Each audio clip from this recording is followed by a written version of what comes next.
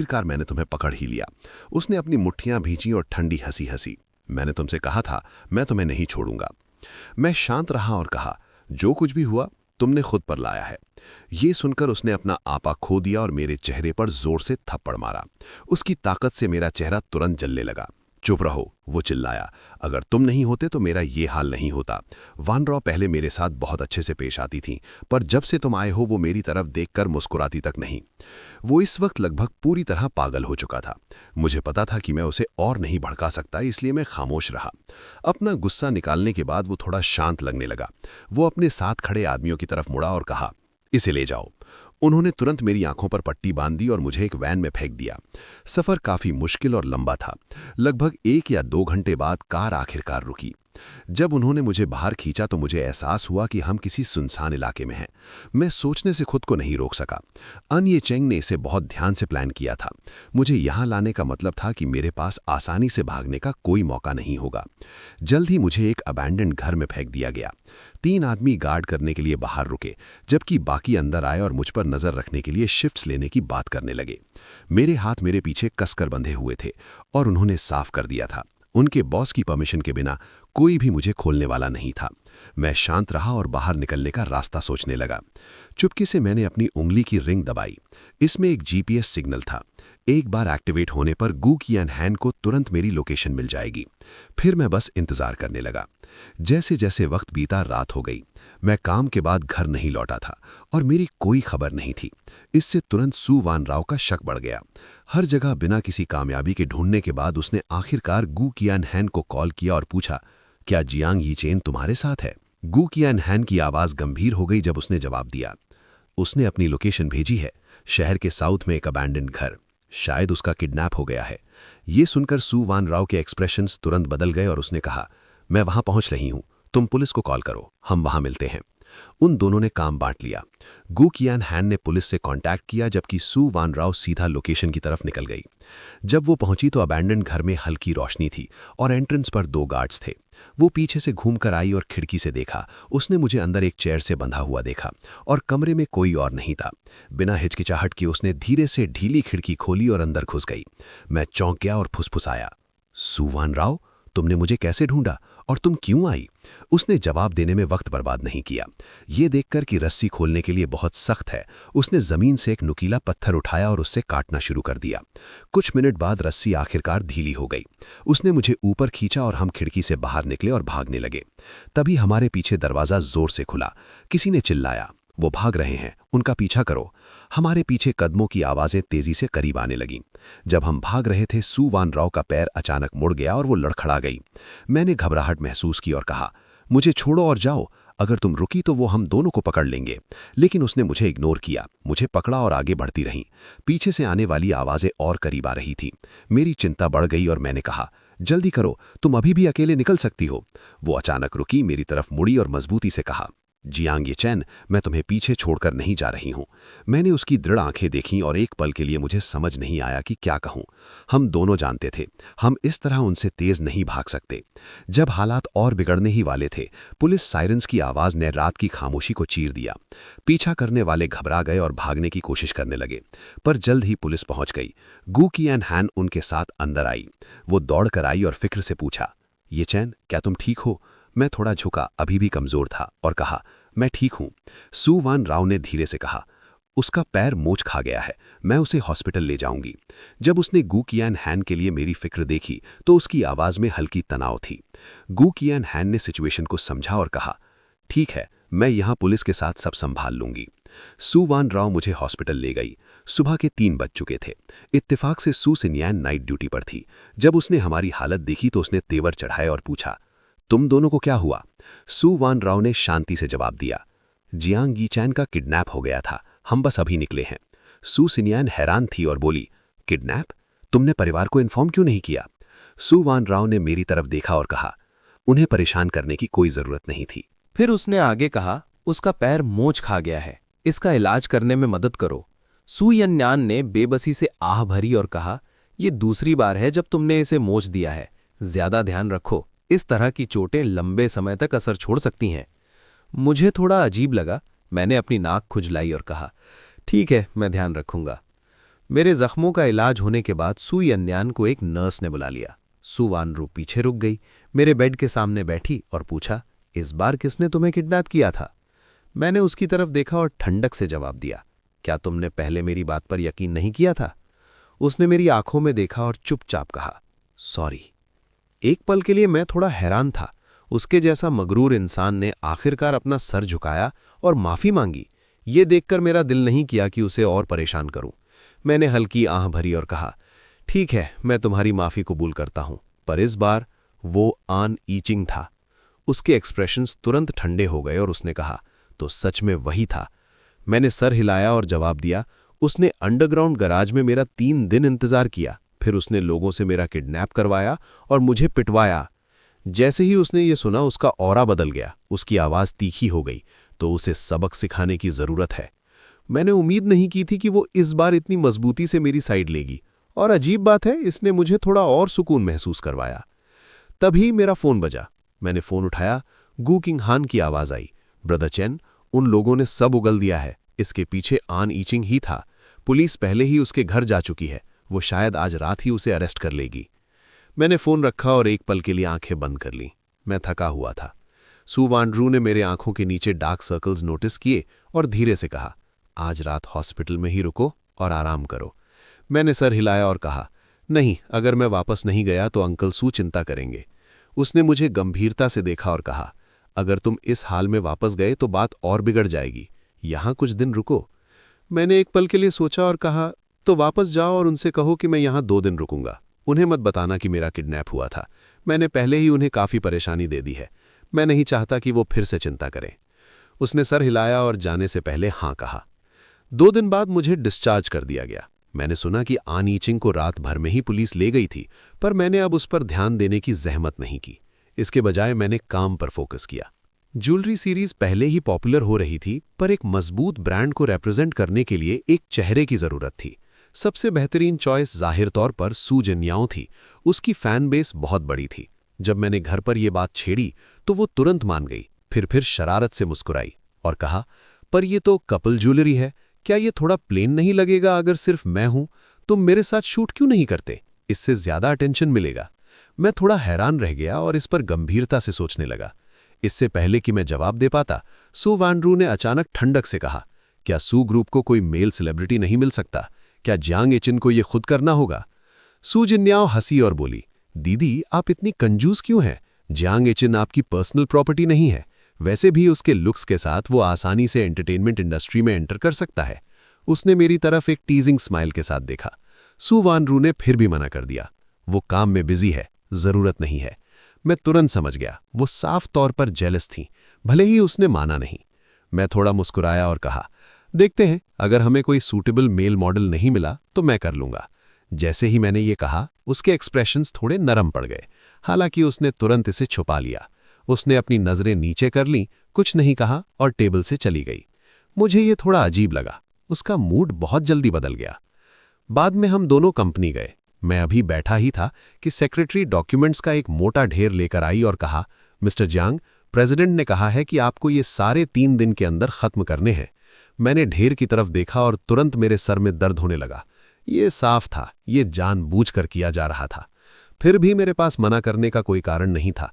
मैंने डॉक्यूमेंट्स लिए, बैठा और गंभीरता से काम करने लगा। भले ही मैं बहुत अच्छे से जानता था सू वानरू ये जानबूझकर कर रही थी, पर जिसकी मैंने उम्मीद नहीं की थी वो ये था कि अगले कुछ दिनों में सू वानरू मुझ पर और काम लादती रही। मैं एक घूमते हुए वाले लट्टू की तरह बिजी था। जब मुझे लगता कि मैं आखिरकार थोड़ा ब्रेक ले सकता हूं, एक नया काम तुरंत मेरी डेस्क पर आ गिरता। मैं अपने दिल में शिकायत करने से नहीं रोक सका। क्या वो नहीं चाहती थीं कि मैं वो एड शूट करूं? तो फिर वो मुझे काम में क्यों दबा रही हैं? कुछ दिनों बाद सू जिन्याओ फिर से कंपनी आई। वो प्रेसिडेंट के ऑफिस के दरवाजे पर आराम से खड़ी हुई और मुस्कुराते हुए बोली, दीदी, मैंने उन सारे मेल सेलिब्रिटीज से कांटेक्ट किया है जो इन दिनों फ्री हैं। या तो उनका इमेज मैच नहीं करता या फिर वो शूट करने के लिए तैयार नहीं है। सच में अब कोई सूटेबल कैंडिडेट नहीं है। सू वानरू ने ठंडक से जवाब दिया, तो फिर शूट मत करो, ये जरूरी नहीं है। सू जिन्याओ हैरान रह गई। ऐसा कैसे हो सकता है? हम पहले ही इस कोऑपरेशन पर राजी हो चुके थे।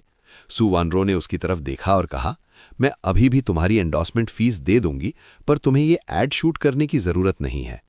तभी मैंने दरवाज़ा खटखटाया और अंदर गया। उनकी बातें सुन ली थीं। सू जिन्याओ तुरंत पास आई और बोली, यचेन, एकदम सही टाइम पर आए हो। मुझे कोई सूटेबल नहीं मिला और तुमने मुझसे पहले वादा किया था, अगर ऐसा हुआ तो तुम मेरे साथ शूट करोगे। मैं एक पल के लिए हिचकिचाया और सू वान रो की तरफ देखा, जिसके एक्सप्रेशंस थोड़े ठंडे हो गए थे। इससे पहले कि मैं कोई जवाब देता, सू जिन्याओ ने आगे कहा, दीदी की चिंता मत करो, वो पहले ही मान चुकी हैं। सू वान रो ने तुरंत कहा, मैंने ऐसा कभी नहीं कहा। मैंने एक सांस ली और कहा, तो मैं कर लूंगा। अगर सू ग्रुप ज्वेलरी मार्केट में सक्सेसफुली एंटर करना चाहता है तो ये ऐड इंपॉर्टेंट है। ये ऐसी चीज नहीं है जिसे हमें इतनी आसानी से छोड़ देना चाहिए। मैंने फिर से सू वान रो की तरफ देखा। वो काफी देर तक खामोश रही, इससे पहले कि आखिरकार कहा, ठीक है। उसकी अप्रूवल के साथ प्रोजेक्ट सुकून से आगे बढ़ा। शूटिंग लोकेशन एक आउटडोर लॉन पर सेट की गई थी।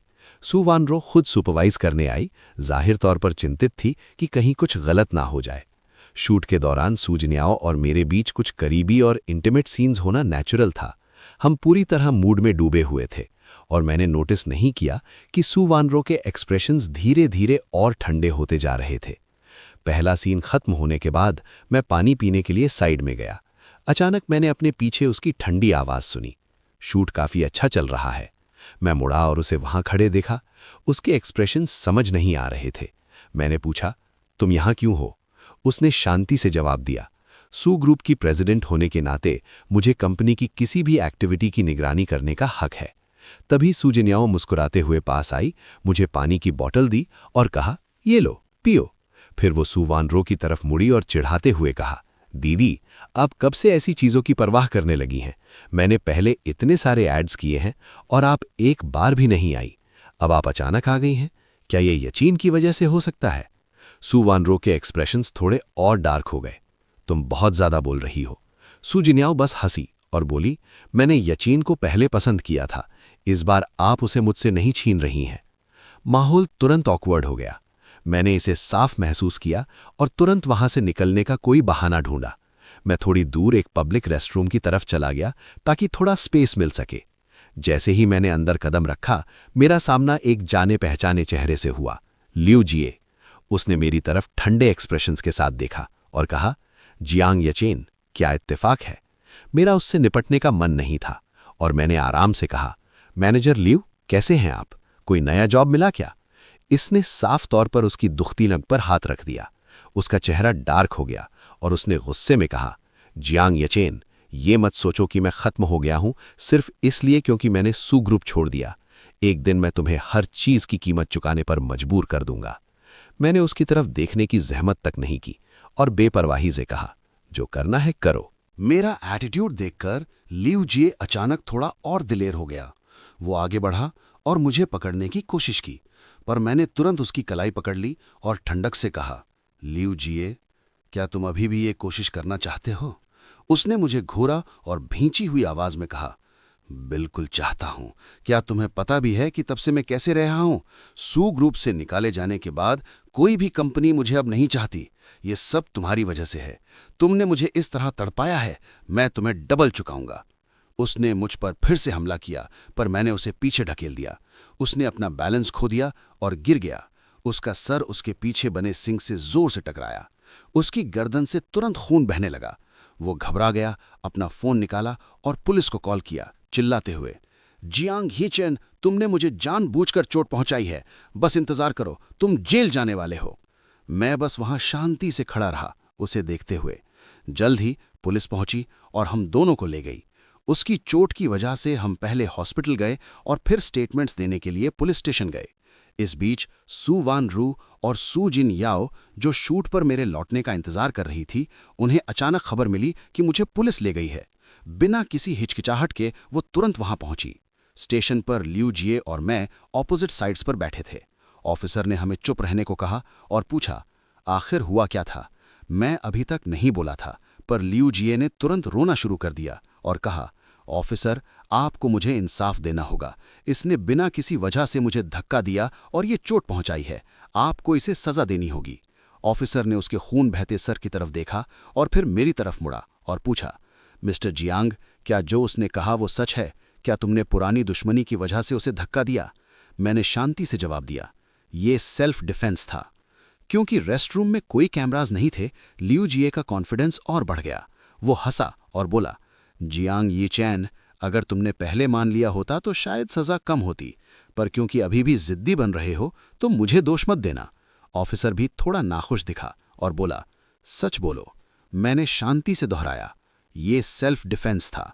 लियू जिए ने अपनी आवाज बढ़ाई और कहा, ऑफिसर, इससे सवाल करने का कोई फायदा नहीं है, बस इसे अंदर डाल दो। मैं थोड़ा हंसा और कहा, क्या होगा अगर मेरे पास सबूत हो? लियू जिए मजाक उड़ाते हुए हंसा, दिखाओ, अगर तुम अभी सबूत दिखा सकते हो तो मैं मान जाऊंगा। मैंने धीरे से अपना फोन निकाला और एक रिकॉर्डिंग प्ले की। उसकी अपनी गुस्से वाली आवाज कमरे में गूंज उठी। उसके साथ उसके भड़काने और पहले हमला करने की आवाजें भी थीं। ये साफ था कि किसने सब कुछ शुरू किया। मैंने शांति से कहा, ऑफिसर, मुझे लगता है कि इससे सब साफ हो गया है। उसने पहले हमला किया, मैं बस अपना बचाव कर रहा था। लियू जिए का चेहरा तुरंत पीला पड़ गया। उसे यकीन नहीं हो रहा था। ये कैसे मुमकिन है? वो मेरी तरफ घृणा से देखने लगा। मैंने उसे इग्नोर किया और हल्के से कहा, क्या तुमने अभी कुछ कहा था? अब दोबारा कहो। फिर मैंने आगे कहा, असल में जरूरत नहीं है, मुझे परवाह नहीं है। मैं ऑफिसर की तरफ मुड़ा और तमीज से कहा, मुझे यकीन है कि आप सही फैसला करेंगे। ऑफिसर ने अजीब तरह से खांसा और कहा, मिस्टर जियांग, मैं माफी चाहता हूं, मैंने आपको पहले गलत समझा। मैंने सर हिलाया और पूछा, ठीक है, तो अब आप इसका क्या करेंगे? ऑफिसर के एक्सप्रेशंस गंभीर हो गए जब उसने कहा, कानून के मुताबिक जानबूझकर चोट पहुंचाने पर 3 साल तक की सजा हो सकती है। इसका फाइनल नतीजा इस पर डिपेंड करेगा कि क्या आप केस आगे बढ़ाना चाहते हैं। ये सुनकर लियू जिए का चेहरा पूरी तरह टूट गया। वो अचानक खड़ा हुआ, मेरी आस्तीन पकड़ी और लगभग टूट गया। ये चिन, प्लीज मुझे जाने दो, मैं अभी जवान हूं, मैं जेल नहीं जा सकता। मैंने तेवर चढ़ाए और कहा, मिस्टर लियू, शांत हो जाइए। पर वो पहले ही घबरा रहा था। ये चिन, मुझे पता है मैं पहले एक कमीना था। मैंने बचपन में तुम्हें परेशान किया और कंपनी में तुम्हारे साथ बुरा सलूक किया। मैं हर चीज की भरपाई करने के लिए तैयार हूं। बस प्लीज मुझ पर केस मत करो, मैं जेल नहीं जाना चाहता। मैंने उसकी तरफ ठंडक से देखा और कहा, तो अब तुम्हें एहसास हो रहा है कि तुम गलत थे? फिर तो तुम्हें जेल जाना चाहिए और सही से सोचना चाहिए। मैंने एक पल के लिए रुका और आगे कहा, मैं कभी माफ करने वाला इंसान नहीं रहा हूं, खासतौर पर उन लोगों को जो मुझे परेशान करते हैं। ये सुनकर उसका चेहरा पूरी तरह पीला पड़ गया। ऐसा लगा जैसे उस पर ठंडे पानी की बाल्टी डाल दी गई हो। वो जमीन पर गिर गया और रोने लगा।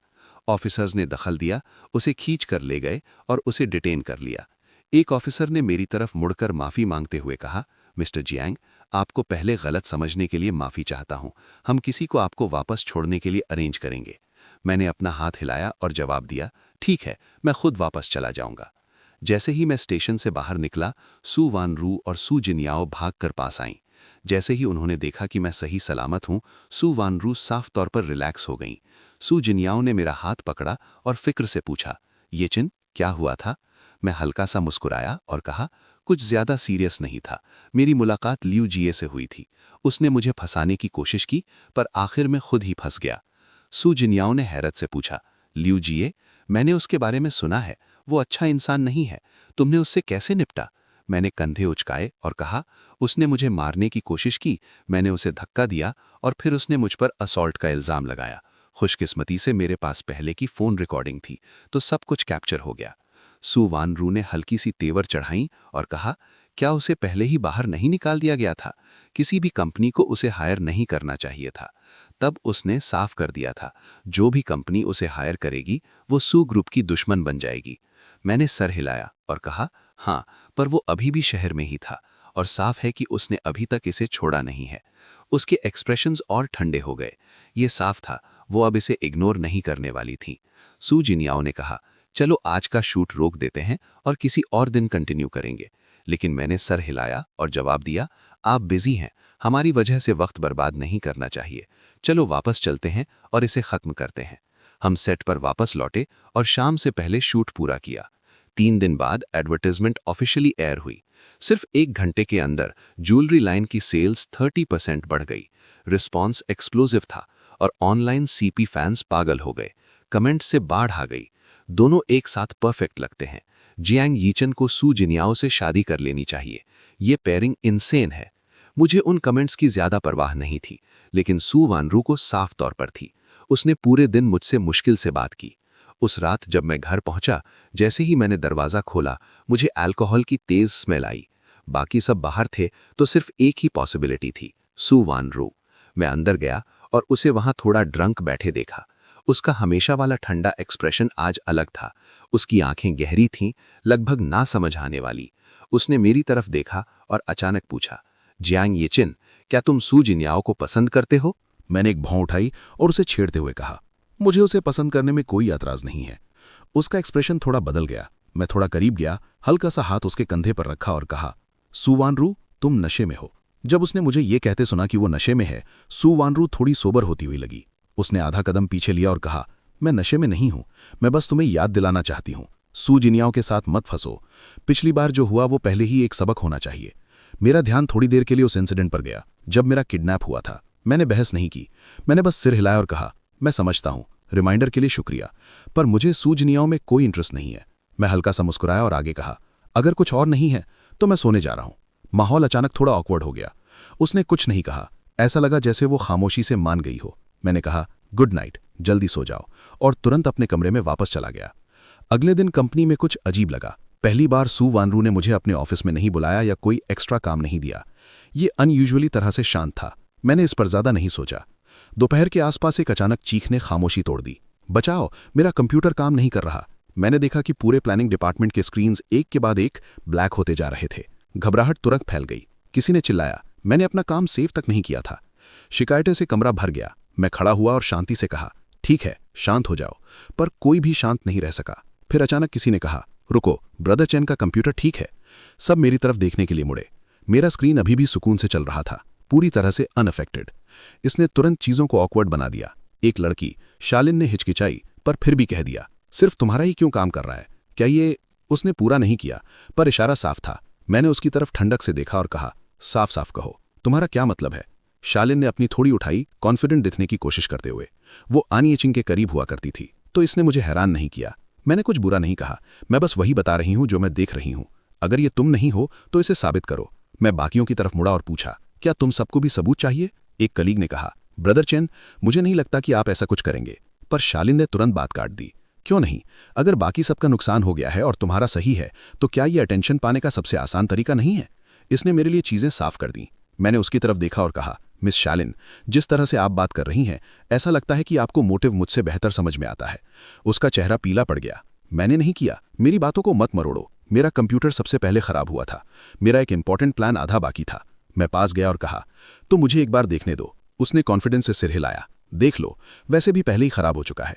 उसे पूरा यकीन था कि मैं इसे ठीक नहीं कर पाऊंगा। पर जब मैंने चेक किया तो मैंने तुरंत वायरस को पहचान लिया। एफिड्रा, एक बदनाम वायरस जिसे क्रैक करना बहुत मुश्किल है, और दुनिया में सिर्फ गिने चुने लोग ही इससे निपट सकते थे। उसके लिए बदकिस्मती से मैं उनमें से एक था। मैं बैठा और टाइपिंग शुरू की। कोड की लाइंस स्क्रीन पर भर गईं। अक्षर और नंबर्स इतनी तेजी से फ्लैश हो रहे थे कि कोई भी फॉलो नहीं कर सकता था। कुछ ही मिनट में सिस्टम रिस्टोर हो गया। जैसे ही कंप्यूटर वापस चालू हुआ, सब उसके इम्पोर्टेंट प्लान को देखने के लिए झुक गए, और जो स्क्रीन पर दिखा वो एक अजीब सा फ्रॉग स्केच था। मैंने एक भौं उठाई और शांति से कहा, तो ये वो बड़ा क्रिएटिव प्लान था जिसके बारे में आप बात कर रही थीं? शायालिन का चेहरा तुरंत लाल हो गया, पर उसने अभी भी बहस करने की कोशिश की। शायद वायरस ने मेरी फाइल बदल दी। मेरे पास सच में एक रियल प्लान है। अगर तुम्हें यकीन नहीं है तो मैं तुम्हें अपना बैकअप दिखाऊंगी। शायालिन बहुत ज्यादा नर्वस हो गई और बिना एहसास किए खुद को एक्सपोज कर दिया। उसने बैकअप होने की बात की और मैंने तुरंत उस फ्लॉ को पकड़ लिया। मैंने उसकी तरफ देखा और शांति से कहा, बैकअप? मिस शाया, ये तो इम्प्रेसिव है। आपको पता भी नहीं था कि आपका कंप्यूटर इन्फेक्ट होने वाला है, फिर भी आपने पहले से ही बैकअप तैयार रखा था। उसका एक्सप्रेशन जम गया। उसे पता था कि वो अब ज्यादा नाटक नहीं कर सकती। आखिरकार वो फट पड़ी, ठीक है, मैंने किया, मैंने वायरस डाला था, तो क्या हुआ? उसने मेरी तरफ घृणा से देखा और आगे कहा, अगर तुम नहीं होते तो लियू जिए का प्रमोशन हो गया होता और वो सुपरवाइजर की पोजीशन मेरी होती। मैंने इस कंपनी में सालों काम किया है, क्यों एक तुम्हारे जैसे नए इंसान को मुझसे वो छीनने देना चाहिए? मैं इससे सहमत नहीं हूं। मैंने उसकी तरफ देखा और ठंडक से कहा, तो उसकी वजह से तुमने सबके कंप्यूटर साबोटाज किए और मुझे फंसाने की कोशिश की।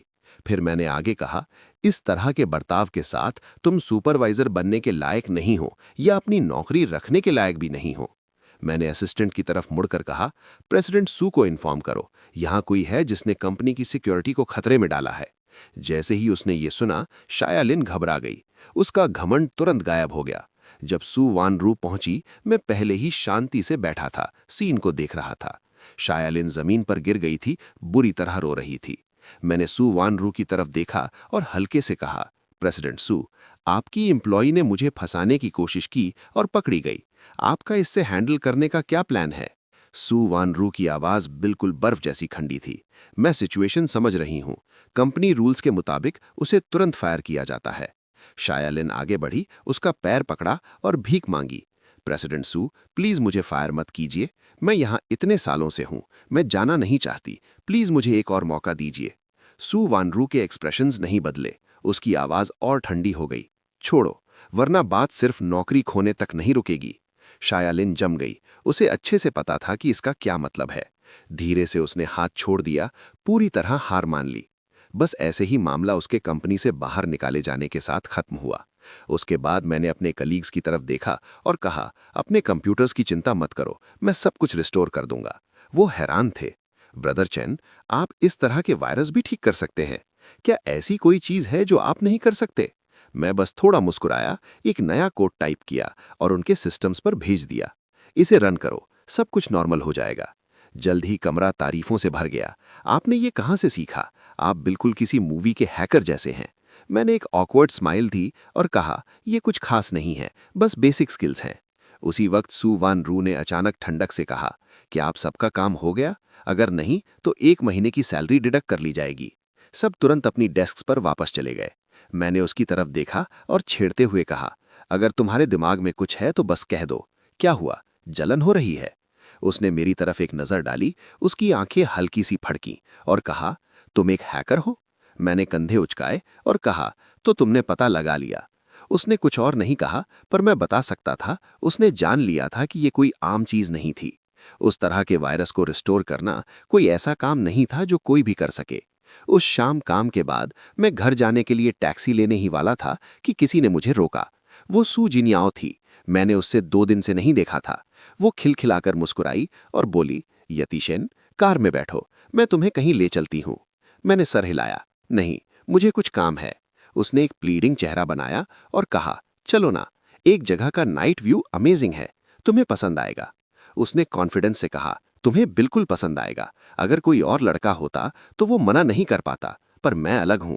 मैं पहले ही गेस कर सकता था कि सू जिनियाओ क्या सोच रही है, पर मेरा मानने का कोई इरादा नहीं था। मुझे सच में इसकी जरूरत नहीं है। तभी सू वान रू कहीं से अचानक प्रकट हो गई। यतीशेन, तुम मेरे साथ घर चल रहे हो। माहौल तुरंत ऑकवर्ड हो गया। मैं वहां 2 कार्स के बीच खड़ा था, समझ नहीं आ रहा था किसे चुनूं। सू जिनियाओ की आवाज फिक्रमंद हो गई, दीदी, मैंने पहले पूछा था, पर सू वान रू नहीं हिली। ये जरूरी है, यतीशेन को मेरे साथ एक प्लान डिस्कस करना है, अंदर आओ।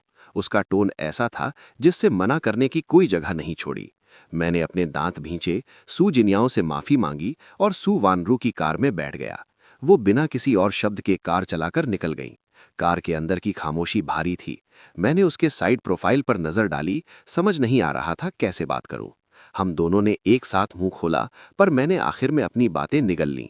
एक लंबे पॉज के बाद वो पहले बोली, मैंने तुमसे कहा था कि सू जिनियाओ के ज्यादा करीब मत जाओ, इससे सिर्फ परेशानी आएगी। मैंने सर हिलाया, मैंने नहीं किया। उसने आगे कहा, कोशिश करो कि उसके साथ अकेले बाहर न जाओ।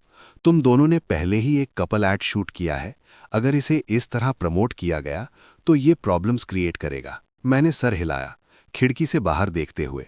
जब अचानक मैंने नोटिस किया कि एक कार हमारा पीछा कर रही है, सस्पिशियस तरह से अपनी स्पीड एडजस्ट कर रही है। सू वान राव, कोई हमारा पीछा कर रहा है। उसने अपनी आवाज धीमी की। मैंने भी देखा, ये एरिया सुनसान है। अगर हम उस गली में एंटर करते हैं तो कुछ हो सकता है। उसने एक्सेलरेटर दबाया। पीछे वाली कार भी तुरंत तेज हो गई। इसे एक पीछे भागने चेज में बदल दिया। ध्यान से, मैंने कहा, खतरनाक स्पीड पर अनकंफर्टेबल महसूस करते हुए।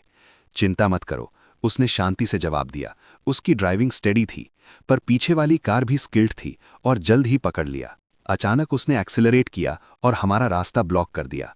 सू वान राव बाहर निकली और पीछे वाले लोग भी निकले।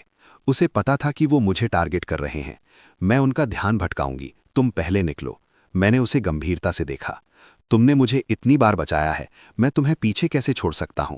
मैं मुस्कुराया, अपने नक्कल्स चटकाए। मुझे कम मत समझना। उसने मेरी तरफ देखा, उसकी आंखों में कुछ अलग ही चमक थी।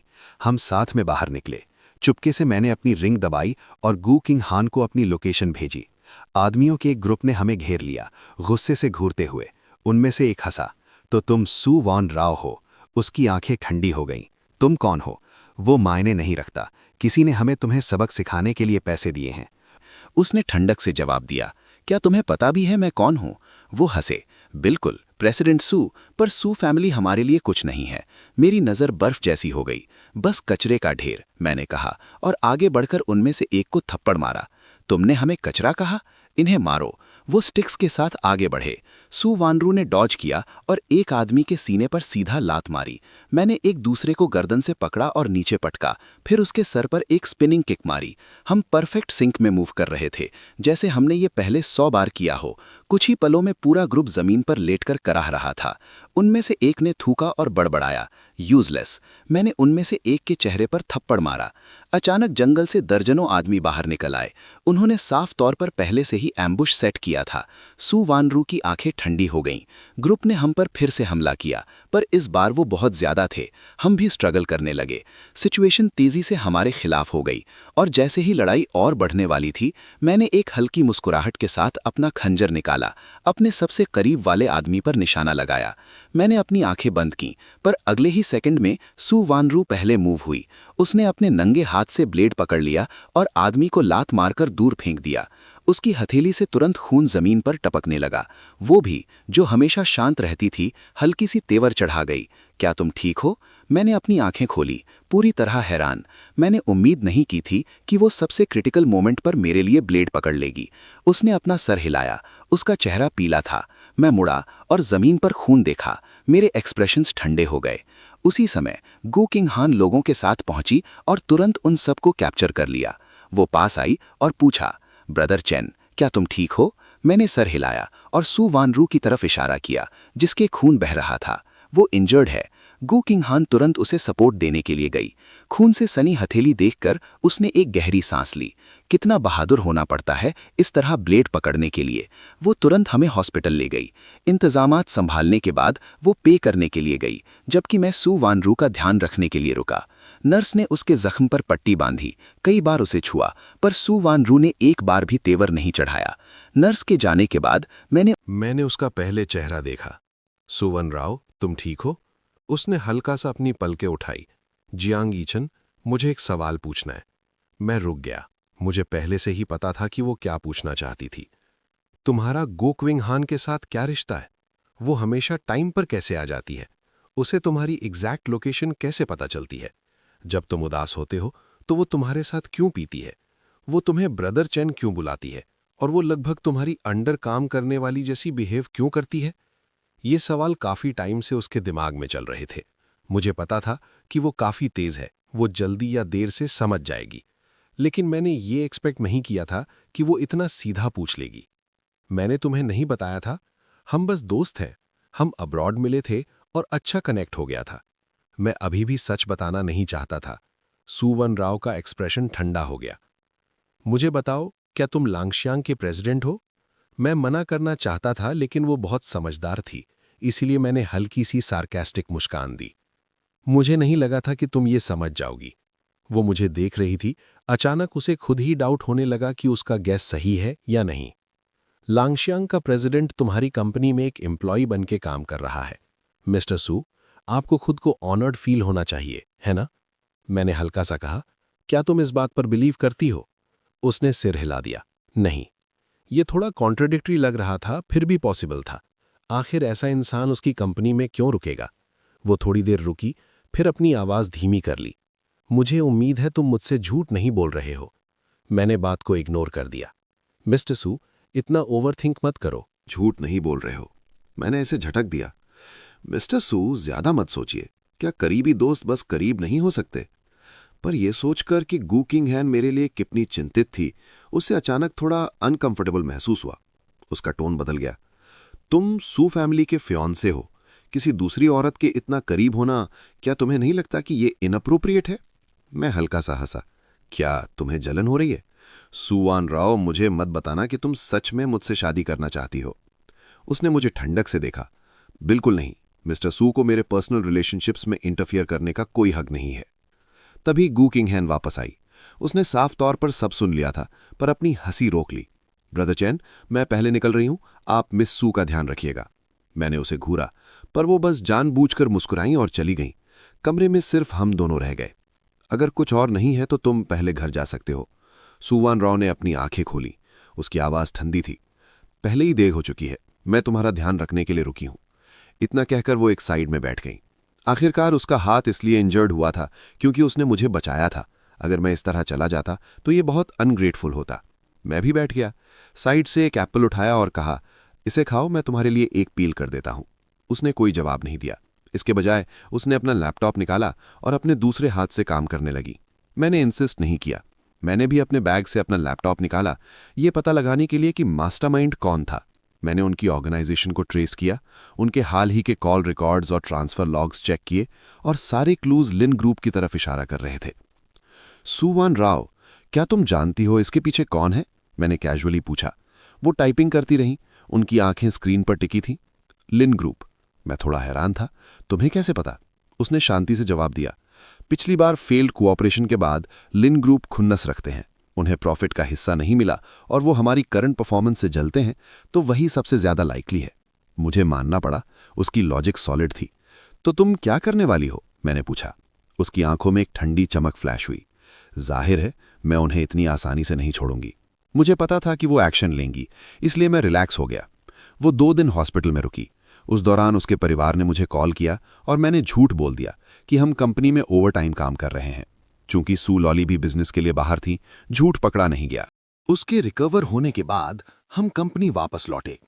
इन दिनों हम दोनों में से कोई वहां नहीं था, और जब हम वापस आए तो वहां साफ तौर पर कुछ अनजान चेहरे थे। जैसे ही हम पहुंचे, सू वान रू ने प्लान के अगले फेज को डिस्कस करने के लिए एक सीनियर मैनेजमेंट मीटिंग रखी। पहले लो एंड ज्वेलरी मार्केट को स्टेबलाइज करना, फिर हाई एंड डेवलपमेंट में भारी इन्वेस्ट करना।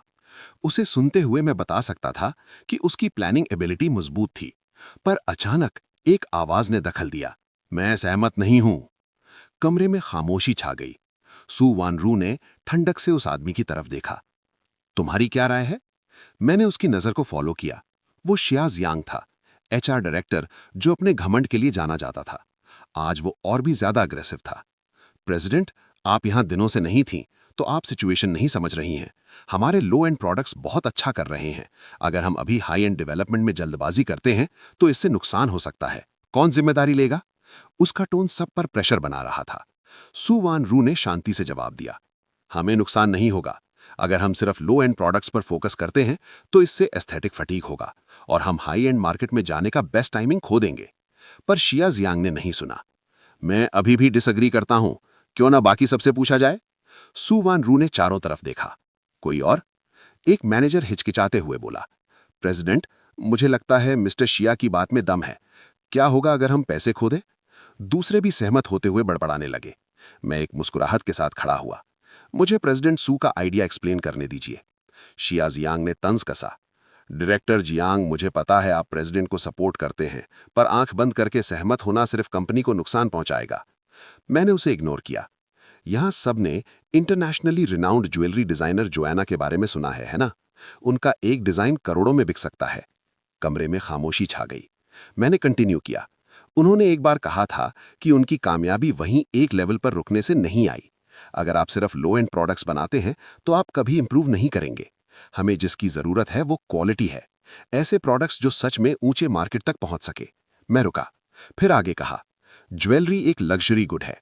इसके कंज्यूमर सिर्फ आम लोग नहीं हैं, बल्कि हाई नेटवर्थ इंडिविजुअल्स भी हैं जो बहुत बड़ा प्रॉफिट लेते हैं। सस्ती ज्वेलरी सिर्फ एक्सेसरीज के भरोसे नहीं रह सकती। इसलिए आगे बढ़ने का एक ही रास्ता है कि हाई एंड प्रोडक्ट्स डेवलप किए जाएं ताकि मजबूत परचेजिंग पावर को अट्रैक्ट किया जा सके। मेरे बोलने के बाद कमरे में खामोशी छा गई। शियाजियांग ने एक ठंडी हंसी हंसी। सुनने में रीजनेबल लगता है पर कन्विंसिंग नहीं। कौन जानता है कि तुमने बस ये बना लिया हो। मैंने उसे शांति से देखा। मैं ओवरसीज मार्केटिंग में फर्स्ट आया था और मैं अपने प्रोफेशनल फील्ड में भी टॉप पर था। मुझे और कुछ कहने की जरूरत नहीं है। शियाजियांग तुरंत चुप हो गया। उसका चेहरा पीला पड़ गया। मैंने चारों तरफ देखा। किसी और के सवाल हैं? मैंने एक भौं उठाई। तो ये आपका इरादा है? वो हंसा। तुम एक समझदार आदमी हो, तुम्हें समझना चाहिए मेरा क्या मतलब है। मुझे उम्मीद है कि तुम इस पर ध्यान से सोचोगे। मुझे निराश मत करना। मैंने सोच विचार करते हुए अपनी थोड़ी यानी चिन थपथपाई। तो डायरेक्टर ज़िया मुझे अपनी तरफ करना चाहते हैं। ज़ियांग हंसा, हमेशा की तरह इम्प्रेसिव। फिर उसने मेरी डेस्क पर अपना बिजनेस कार्ड रखा। तुम्हारी एबिलिटी के साथ तुम्हें सिर्फ एक डायरेक्टर नहीं रहना चाहिए। क्या तुम वाइस प्रेसिडेंट नहीं बनना चाहते? उसके जाने के बाद मैं वहां बैठकर सोचने लगा। Vice president? ऐसा लगता था कि उसकी एम्बिशन छोटी नहीं थी। वो साफ तौर पर प्रेसिडेंट की पोजीशन पर नजर रखे हुए था। उस रात जब मैं घर पहुंचा, सब पहले ही सो चुके थे। सिर्फ सू वान रू अभी भी लिविंग रूम में थी, डॉक्यूमेंट्स देख रही थी। मैंने अंगड़ाई ली और उसके बगल में बैठ गया। तुम्हारा हाथ कैसा है? उसने शांति से जवाब दिया, ठीक है। मुझे उस पर यकीन नहीं हुआ और मैंने चेक करने के लिए उसका हाथ पकड़ा, पर वो मुड़ गई। मुझे देखने दो, क्या तुमने मांस का टुकड़ा या ऐसा कुछ खो दिया है? उसने टॉपिक बदल दिया। ज़ियांग आज तुम्हारे पास आया था। उसने क्या कहा? मैं सोफा पर पीछे झुक गया। तुम्हें क्या लगता है वो क्या चाहता था? उसने मेरी तरफ एक नज़र डाली। तुम्हें रिक्रूट करना। मैंने सिर हिलाया। हाँ, बोरिंग। उसने ज्यादा रिएक्ट नहीं किया। तो तुम क्या करने वाले हो? मैंने उसकी आंखों में देखा, मजाक में। जाहिर है मैंने हाँ कर दी। उसने मुझे वाइस प्रेसिडेंट बनाने का वादा किया है। इतनी अच्छी डील सिर्फ कोई बेवकूफ़ ही मना करेगा। उसने साफ तौर पर मेरा यकीन नहीं किया। उसकी आवाज़ शांत रही। तो तुम मुझे ये क्यों बता रहे हो? क्या तुम्हें डर नहीं है कि मैं तुम्हारा प्लान समझ जाऊंगी? मैं मुस्कुरा गया। मिस्टर सू, नाटक बंद कीजिए, बस मुझे अपना प्लान बताइए। उसने उम्मीद नहीं की थी कि मैं इतनी जल्दी समझ जाऊंगा, पर मना भी नहीं किया। मैं चाहती हूं कि तुम पहले उसके साथ कोऑपरेट करने के लिए राजी हो जाओ, सबूत इकट्ठा करो, फिर मैं उसे रिप्लेस करूंगी और उससे सीधा निपटूंगी। मैं हंसा। तो तुमने भी नोटिस किया, आजकल कंपनी में बहुत से अनजान चेहरे हैं। मैंने छिड़ते हुए आगे कहा, मुझे लगा तुम सिर्फ काम करना जानती हो, तुम लोगों को पहचानती तक नहीं। उसने मुझ पर एक नज़र डाली। बहुत हुआ, कुछ आराम कर लो, अगले कुछ दिन मुश्किल होने वाले हैं। मैंने सिर हिलाया और ऊपर की तरफ बढ़ते हुए तभी उसने मुझे आवाज़ दी। मैं पीछे मुड़ा। क्या बात है? उसने मुझे खामोशी से देखा। जैंग ईचन, तुम सच में कुछ और ही हो। ये आदमी कुछ भी करने के काबिल लगता था। कोई भी उसे कभी पूरी तरह से नहीं समझ सकता था और आपको कभी नहीं पता होता था कि वो अगला कौन सा सरप्राइज लाएगा। मैं थोड़ा कंफ्यूज था। जब तुम इस तरह से कहती हो तो ऐसा लगता है जैसे तुम मुझ पर फिदा हो गई हो। सू वान रू का चेहरा तुरंत ठंडा पड़ गया। तुम ज्यादा सोच रहे हो। ये देखकर कि वो कितनी जल्दी बदल गई, मैंने कुछ और नहीं कहा और अपने कमरे की तरफ मुड़ गया।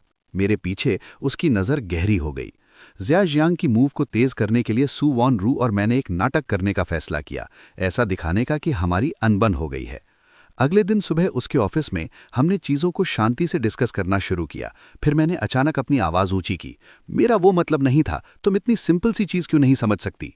सू वान रू का टोन बर्फ जैसा ठंडा हो गया और मैंने तुमसे कहा, तुम सिर्फ एक प्लानिंग डायरेक्टर हो, तुम्हें मेरे डिसीजंस में इंटरफेयर करने का कोई हक नहीं है। मैंने तंज कसा। तो क्या प्रेसिडेंट बस जो चाहे वो कर सकती है? ये रिडिकुलस है। मैं ये नहीं कर रहा हूं। जो भी यहां रुककर तुम्हारे साथ डील करना चाहता है वो कर सकता है, मैं नहीं। एक जोरदार धमाके के साथ एक कप फर्श पर टूट गया। उसकी तीखी आवाज पूरे ऑफिस में गूंज गई। बाहर सब खामोश हो गए। किसी की हिम्मत नहीं हुई कोई आवाज करने की और किसी की बोलती बंद थी। मैं एक और चीज तोड़ना चाहता था, लेकिन सू वान रू ने मुझे रोक दिया और धीरे से कहा, एक काफी है। अगर ज्यादा हंगामा हुआ तो शियाजियांग को शक हो जाएगा। मैंने मुस्कुराकर सर हिलाया। तुम सही कह रही हो, तुम्हारा दिमाग ज्यादा चलता है। ऑफिस में मौत जैसी खामोशी छा गई। कुछ देर बाद मैं फाइल्स लेकर बाहर निकला, दरवाजा जोर से पटका और अपनी सीट पर जाकर शियाजियांग को फोन किया। मैंने उससे कहा कि मैं उसके साथ काम करने को तैयार हूं, लेकिन शर्त यह है कि काम होने के बाद वो मुझे वाइस प्रेसिडेंट की पोस्ट दिलवाएगा। वो तुरंत मान गया, लेकिन मैंने जानबूझकर यह शर्त रखी ताकि उसे शक ना हो कि मेरा कोई मकसद नहीं है। मैंने इस ट्रांजैक्शन पर जोर दिया तो शियाजियांग भूलकर बोला, जियांग मैनेजर, फिक्र मत कीजिए, काम होते ही मैं आपको मायूस नहीं करूंगा। अब जब मैं भी उसके साथ था तो उसे लगा सू फैमिली की कंपनी कब्जा करना तो बस बच्चों का खेल है। शियाजियांग ने फाइनेंस में गड़बड़ करनी शुरू कर दी ताकि ऐसा लगे कि कंपनी में बहुत बड़ा घाटा हुआ है। सू वान रू और मैं सब देख रहे थे लेकिन हमने उसे रोका नहीं, बल्कि उसके खिलाफ सबूत इकट्ठे करते रहे। दूसरी मीटिंग में शिया जियांग ने फाइनेंशियल रिपोर्ट मेज पर पटकी और बोला, सू प्रेसिडेंट, क्या आपने इस क्वार्टर की रिपोर्ट देखी? सू वान रो बिल्कुल शांत थी। क्या दिक्कत है? इस क्वार्टर में कंपनी को 100 मिलियन का नुकसान हुआ है। आपको पता भी है 100 मिलियन क्या होता है? मैंने पहले ही कहा था कि हाई एंड प्रोडक्ट्स पर फोकस मत करो। अब इतना कर्जा हो गया है, अब क्या करोगी? मैंने साथ देते हुए कहा, हाँ, इसका हिसाब तो देना पड़ेगा। शिया जियांग और भी अकड़ गया। मुझे लगता है प्रेसिडेंट, आपके बस की अब कंपनी चलाना नहीं है। बेहतर होगा आप हट जाएं और किसी काबिल को मौका दें। सू वान रो की आंखों में ठंडक थी। तो तुम्हारा मतलब है ये कंपनी तुम्हारे हवाले कर दी जाए? शिया जियांग ने आसपास के लोगों से पूछा, क्या सबको लगता है कि प्रेसिडेंट को बदल देना चाहिए? लेकिन कोई नहीं बोला। उसे कुछ अजीब लगा। तभी मैं खड़ा हुआ और मुस्कुरा कर बोला, शिया सुपरवाइजर, अगर आपका भाषण खत्म हो गया हो तो मेरी भी सुन लीजिए। शिया जियांग डर गया। मैंने उसे बताया कि जो लोग उसने खरीदे थे वो अब उसके साथ नहीं है। मैंने मेज पर वो सारी फोटोज और फाइल फेंक दी जिसमें वो फाइनेंस रूम में चोरी छुपे घुसता दिख रहा था और उसने कितना पैसा खाया था उसका पूरा हिसाब था। शिया जियांग का चेहरा सफेद पड़ गया और उसकी आंखों में डर दिखने लगा। वो चिल्लाया, ये सब झूठ है, तुम लोग मुझे निकालने के लिए साजिश कर रहे हो। मैंने उसकी बात अनसुनी कर दी और कहा, पुलिस से बात कर लेना। जैसे ही उसने भागने की कोशिश की, दरवाजे पर पुलिस ने उसे धर दबोचा। जाते जाते वो चिल्लाया, मैं तुम लोगों को नहीं छोड़ूंगा। मीटिंग खत्म होने के बाद सू वान रू ने कहा, मुझे लगता है ये इतना आसान नहीं है। शिया जियांग इतनी जल्दी हार नहीं मानेगा। और वही हुआ। अगले दिन खबर आई कि वो रिहा हो गया है और उसने लिंगशी ग्रुप ज्वाइन कर लिया है। सू वान रो परेशान थी क्योंकि उसके पास हमारी कंपनी के सीक्रेट डिजाइन्स और अगले क्वार्टर के ज्वेलरी प्लान्स थे। मैंने गुस्से में कहा, उस वक्त मुझे उसे इतना पीटना चाहिए था कि वो वेजिटेबल बन जाता। सू वान रू ने कहा कि लिंगशी अब हम पर पलटवार करेगा। दोपहर को मैंने अपने फोन से देखा कि लिंगशी ग्रुप एक नया ज्वेलरी लॉन्च करने की तैयारी में है।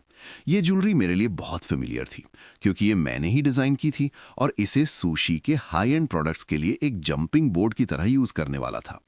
मैंने सोचा नहीं था कि लिंगशी ग्रुप इतनी जल्दी इसे चुरा लेगा और लॉन्च कर देगा। लेकिन जैसे ही मैंने इस बारे में सोचा, मेरी चिंता दूर हो गई। इस ज्वेलरी का डिजाइन भले ही नया और अलग दिख रहा था, लेकिन इसमें एक बहुत बड़ी खामी थी। इसे पहनना बहुत ही अनकंफर्टेबल था। हाल ही में शिया जियांग के साथ उलझने की वजह से मैंने इसके कंफर्ट लेवल पर काम नहीं किया था। ये एक ऐसी छुपी हुई प्रॉब्लम थी जो एक डिजाइनर के अलावा कोई और नहीं पकड़ सकता था। लिंगशी शायद अपने ही पैर पर कुल्हाड़ी मारने वाला था। ये सोचते ही मैंने ड्राफ्ट पेपर उठाया, ड्राइंग बनाई और उस ज्वेलरी में थोड़े बदलाव किए, जिससे उसका शेप और स्टाइल थोड़ा बदल गया। फिर मैं डिजाइन लेकर सीधा प्रेसिडेंट के ऑफिस गया और साफ कहा कि मैं भी यही ज्वेलरी लॉन्च करना चाहता हूं, लेकिन थोड़े बदलाव के साथ। मेरी बात सुनकर सू वान रो की आंखों में चमक आई और उसने पूछा, क्या तुम श्योर हो कि ऐसा करने से लोगों को ये नहीं लगेगा कि सुशी ने कॉपी किया है? आखिर लिंगशी ने पहले लॉन्च किया है। मैंने अपने प्लान के बारे में बताया। शुरू में शायद कुछ लोग शक करें, लेकिन मेरे पास पक्के सबूत हैं कि ये ओरिजिनल डिजाइन सुशी का है। सू वान रो को चुप देखकर मैंने एक सुकून भरी स्माइल दी और कहा, वान रो, मेरी काबिलियत को कम मत समझो। मत भूलो कि ये डिजाइन मैंने अपने हाथों से बनाया है, फिक्र मत करो। सू वान रो ने सर हिलाया और कहा, मुझे तुम पर भरोसा है, बस डर है कि लिंगशी कोई गंदी चाल ना चले। इन कुछ दिनों में मैं सू फैमिली के बॉडीगार्ड्स को तुम्हारे साथ भेजूंगी ताकि तुम्हें कुछ ना हो। मैंने थोड़ा हैरान होकर और फिर मजाक में पूछा, सू वान रो, तुम मेरी सेफ्टी को लेकर इतनी परवाह क्यों कर रही हो? सू वान रो के चेहरे पर थोड़ी ऑकवर्डनेस आई और वो बोली, अपने दिमाग के इन ख्यालों को बंद करो। मैं बस नहीं चाहती कि तुम्हें कुछ हो और कंपनी की परफॉर्मेंस पर असर पड़े। मैंने पीछा नहीं छोड़ा और कहा, मैं नहीं जानता, पर इसका मतलब है कि मैं तुम्हारे लिए बहुत इंपॉर्टेंट हूं। मेरी बातें सुनकर सू वान रो ने गुस्से में कहा, वापस काम पर जाओ। मैंने मुंह बनाया और कहा, बड़े बोरिंग हो। मेरे बाहर निकलने के बाद सू वान रो शांत हुई और सोचने लगी कि क्यों उसका मूड मेरी वजह से इतनी जल्दी बदल जाता है। जल्द ही मैंने पीछे से सपोर्ट करके नया प्रोडक्ट लॉन्च कर दिया। सू वान रो ने जैसा सोचा था वैसा ही हुआ। पहले दिन ही लोगों ने दोनों प्रोडक्ट्स में सिमिलैरिटी पकड़ ली। लोगों ने देखा कि सुशी का प्रोडक्ट तो लिंगशी का ही वर्जन है। इंटरनेट पर बातों का तूफान आ गया। लोग कहने लगे, क्या सुशी अपना ही नाम खराब कर रहा है? ज्यादातर लोग लिंगशी की तरफ थे और कुछ को छोड़कर बाकी सब मुझे कॉपी कैट डॉग कहने लगे। पर मुझे बिल्कुल जल्दी नहीं थी। अगले दिन वीकेंड पर जब मैं घर पर था, मैं सू फैमिली के साथ हंस बोल रहा था। सू श्याओ ने परेशानी में पूछा, चैन ब्रदर, क्या आपको फिक्र नहीं है? इतना बड़ा मामला हो गया है, कहीं सब कुछ खत्म ना हो जाए। मैंने आराम से सूप का सिप लिया और पूछा, तुम्हें लगता है मैं चोरी करने वाला इंसान हूं? सू श्याओ श्याओ ने तुरंत मना किया, बिल्कुल नहीं। सू लोली ने ताना मारा, अगर मामला ना सुलझाए तो बात अलग होगी। मैंने उससे देखा और पूछा, तो वाइस प्रेसिडेंट का क्या कहना है? सू लोली हंसा और बोला, ये तो तुम्हारा मामला है, मैं क्या कर सकता हूं। सू जिंगयाओ भी परेशान थी। ये चेन, ये इतना आसान नहीं है, ऊपर से अब सुशी का नाम जुड़ गया है, क्या तुम संभाल लोगे? मैंने उसे भरोसा दिलाया। सू वैनरो ने कहा, ये चेन उतना बेवकूफ़ नहीं है जितना तुम समझ रहे हो। ये सुनकर मैंने स्माइल की और कहा, सही में, साथ रहने के बाद सू वैनरो ही मुझे समझती है। सू वैनरो ने गंभीर होकर पूछा, दोपहर को कंपनी जाना है, क्या तुम तैयार हो? मैंने सर हिलाया और कहा, आज मैं लिंगशी को बताऊंगा कि मेरा काम चुराने का अंजाम क्या होता है। प्रेस कॉन्फ्रेंस में बहुत रिपोर्टर्स आए। मैंने कहा, हेलो, मैं जियांग ये चैन हूँ, खुशी है कि फिर से आप सबसे मिल रहा हूँ। मेरी बात खत्म होने से पहले ही रिपोर्टर ने पूछा, जियांग सर, लोग कह रहे हैं कि सुशी की फुजू और लिंगशी की कांघाई मिंजू एक ही हैं, क्या आप चोरी की बात मानते हैं? मैंने स्माइल की, बिल्कुल नहीं, क्योंकि ये मेरा वर्क है। रिपोर्टर ने पूछा, पर लिंगशी ने पहले अनाउंस किया था। मैंने जवाब दिया, पहले लॉन्च करने से कोई क्रिएटर नहीं बन जाता, मैं सबूत दे सकता हूं। मैंने लैपटॉप कनेक्ट किया और स्क्रीन पर दिखाया। 3 महीने पहले सितंबर में मैंने इस पर काम शुरू किया था। फिर मैंने अक्टूबर की चैट दिखाई, जहां मेरा मेंटर मुझे डिजाइन बेहतर करने की सलाह दे रहा था। हमारी बातें इतनी डिटेल में थीं कि कोई झूठ नहीं कह सकता था। आखिर में मैंने कहा, मैं शिया जियांग सर से कहना चाहता हूं, क्या आप इस रिजल्ट से खुश हैं? इंटरनेट पर लोग पागल हो गए। शिया जियांग तो वही है ना जो सुशी से निकाला गया था। ये न्यूज़ कॉन्फ्रेंस इंटरनेट पर लाइव चल रही थी। ये सुनते ही नेटिजन्स के बीच जैसे उबाल आ गया। क्या ये शिया जियांग सुशी का वही पुराना सुपरवाइजर नहीं है? मैं इसे जानता हूं, वो अब लिंशी में काम कर रहा है। मैं सुशी का अंदर का कर्मचारी हूं। मैं बता रहा हूं कि इस शिया जियांग ने लोगों को भड़काया, पैसों की हेराफेरी की और ताकत हथियाना चाहता था, इसलिए इसे निकाल दिया गया था। कितना बड़ा खुलासा है, मैं तो हैरान हूं। मैंने वहां मौजूद लोगों के हैरान चेहरे देखे और जोर से हंसने लगा। सू प्रेसिडेंट, इन्हें देखिए, क्या ये बिन पेंदी के लोटे की तरह नहीं लग रहे जो हवा के साथ पलट जाते हैं? मेरी नरम पर मजाकिया आवाज गूंजी। सू वान रू को पता था कि मैं इस मुसीबत से निकल जाऊंगा, पर उसने ये नहीं सोचा था कि मैं इतनी बारीकी से सब तैयार करूंगा। उसने हल्का सा सर हिलाया और जवाब दिया, वाकई लग तो रहे हैं। उस दोपहर मैं सू वान रू को कुछ फाइल्स देने उसके ऑफिस गया।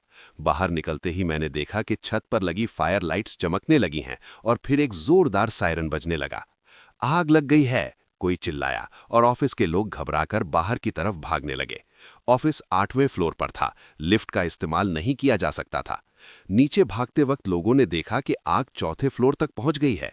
घने धुएं ने रास्ता रोक दिया था और दम घुटने लगा था। सबको वापस मुड़ना पड़ा। मैं नीचे नहीं भागा। मैंने मुड़कर देखा तो सू वान रू मेरे पास खड़ी थी और उसके हाथ में 2 गीले तौलिए थे।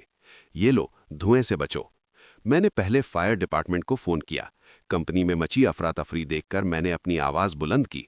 सब लोग घबराए नहीं, परेशान होने से कुछ नहीं होगा, बल्कि खतरा और बढ़ जाएगा। अगर आप चाहते हैं कि कुछ ना हो। मेरी आवाज सुनकर लोगों ने ऊपर देखा। भले ही वो डरे हुए थे, पर उन्होंने मुझ पर भरोसा किया। अब सब अपने पास मौजूद तौलिए या कपड़े गीले करके नाक और मुंह पर रख लें और जितना हो सके अपने शरीर को गीला कर लें ताकि जलन कम हो।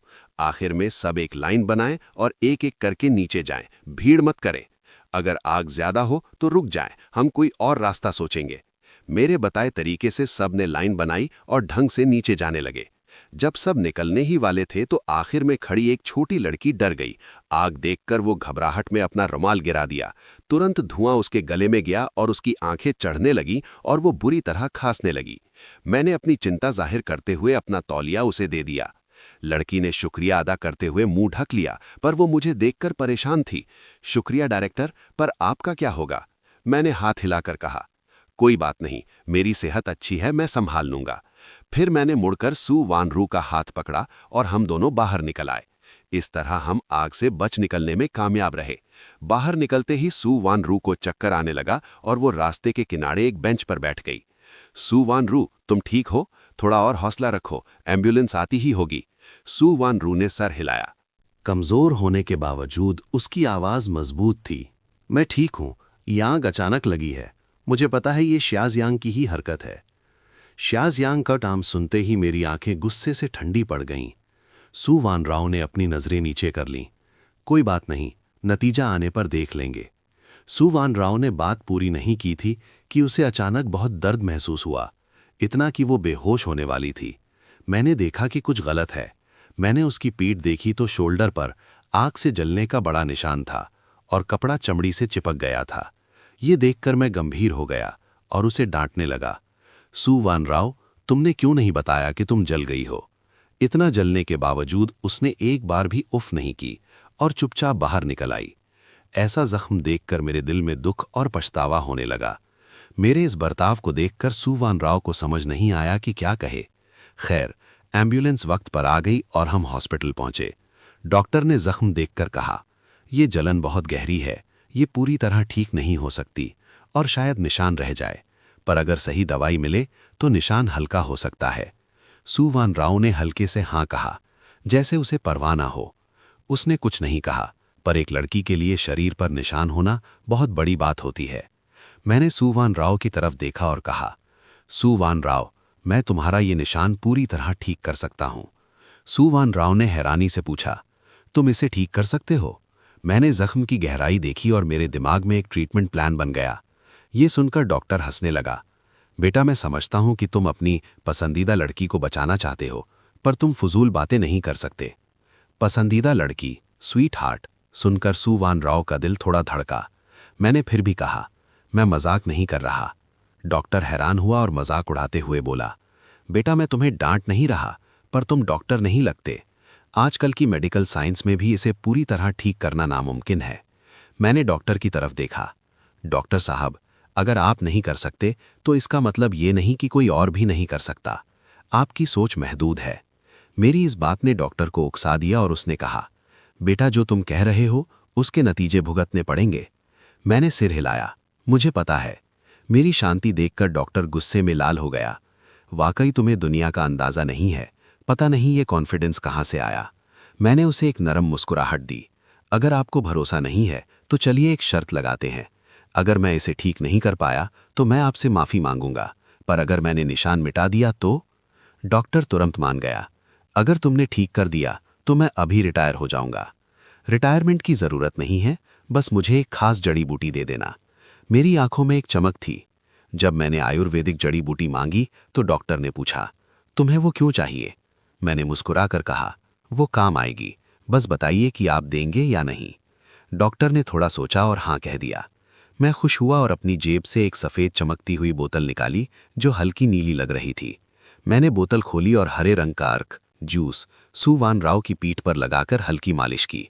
ठंडक महसूस होते ही सु वान राव की जलन कम होने लगी। मैं रोज़ एक बार ये लगाऊंगा और एक हफ्ते में सब ठीक हो जाएगा। डॉक्टर की आंखें फटी की फटी रह गईं। एक हफ्ता, ये नामुमकिन है। स्किन ग्राफ्ट में भी इतना जल्दी रिकवरी नहीं होती। मैंने बोतल वापस जेब में रखी। देखते रहिए। डॉक्टर के जाने के बाद सु वान राव ने मेरी तरफ देखा और पूछा, तुमने उसकी शर्त क्यों मानी, जबकि सब जानते हैं कि सर्जरी के बिना ये ठीक नहीं हो सकता? क्योंकि मुझे खुद पर भरोसा है, मैंने पूरे यकीन के साथ कहा। उम्मीद है तुम सबके सामने शर्मिंदा नहीं होगे। मैंने कहा, भरोसा नहीं है तो इंतजार कीजिए। सु वान राव चुप रहीं, पर उनके दिमाग में बहुत कुछ चल रहा था। उन 7 दिनों में मैं रोज दवाई लगाता रहा। पहले तो उसे ठंडक महसूस होती थी, पर बाद में कुछ महसूस होना बंद हो गया। सु वान राव को लगा दवाई असर नहीं कर रही, पर पीठ पर होने की वजह से वो देख नहीं सकती थीं। 7 दिन बाद डॉक्टर आईं और सु वान राव की पीठ देखी तो उनका मुंह खुला का खुला रह गया।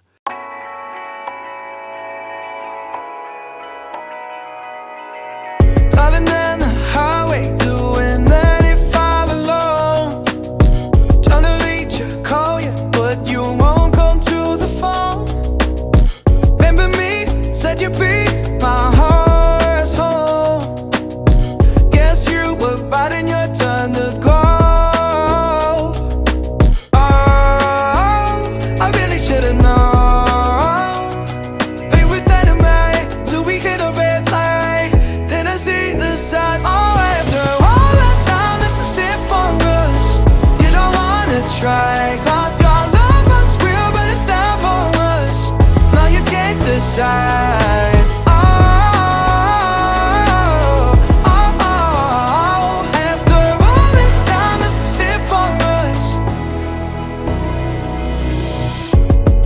change your energy. Yeah, you switch things up, now you seem better than me. But was that even for? Was you playing your games? Was you really bored? No.